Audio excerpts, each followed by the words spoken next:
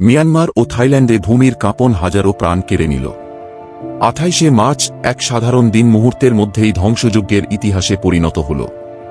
7.7 মাত্রার ভূমিকম্পের কেন্দ্র মিয়ানমারের মান্দালে শহরের কাছাকাছি ছিল, কিন্তু এর কম্পন 1000 কিলোমিটার দূরে থাইল্যান্ডের রাজধানী ব্যাংকককেও তছনছ করে দেয়।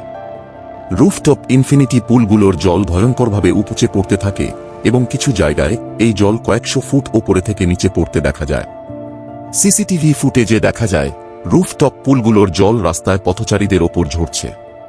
পার্ক অরিজিন থংলোরের 188 মিটার উঁচু টাওয়ারগুলো আকাশে দুলতে দেখা যায় এবং এদের মধ্যে থাকা সংযোগ সেতুগুলো ধসে পড়ে।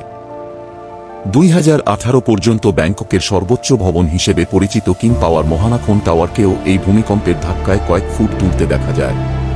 ব্যাংককের শহরতলিতে নির্মাণাধীন একটি সুউচ্চ ভবন কয়েক সেকেন্ডের মধ্যেই মাটিতে ধসে পড়ে, যার ভেতরে এখনও বহু শ্রমিক ধ্বংসস্তূপের নিচে আটকা পড়ে আছে। ভূমিকম্পের কম্পন এতটাই ভয়ানক ছিল যে মানুষ আতঙ্কে রাস্তায় নেমে আসে এবং গাড়ি ফেলে পালিয়ে যেতে বাধ্য হয়। ভবনের ভেতরেও ভয়াবহ দৃশ্য দেখা যায়। দেয়ালে ফাটল, টাইলস ফেটে যাওয়া এবং প্লাস্টারের স্তর খসে পড়া যেন ভয়ের চিহ্ন হয়ে দাঁড়িয়েছে। এই বিপর্যয়ে এখনও পর্যন্ত 1600 মানুষের মৃত্যুর খবর পাওয়া গেছে, তবে বিশেষজ্ঞরা বলছেন এই সংখ্যা কয়েক হাজার ছাড়িয়ে যেতে পারে।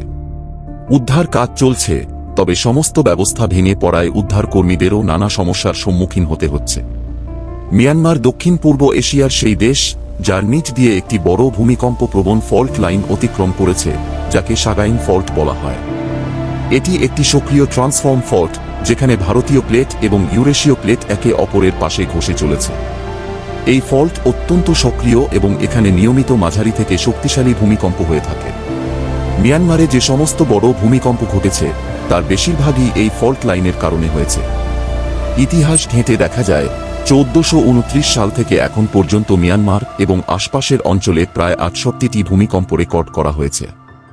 তবে 7.7 মাত্রার মতো শক্তিশালী ভূমিকম্প ইতিহাসে মাত্র 4 বার ঘটেছে এবং পঞ্চমবার ঘটল 28শে মার্চ 2025-এ।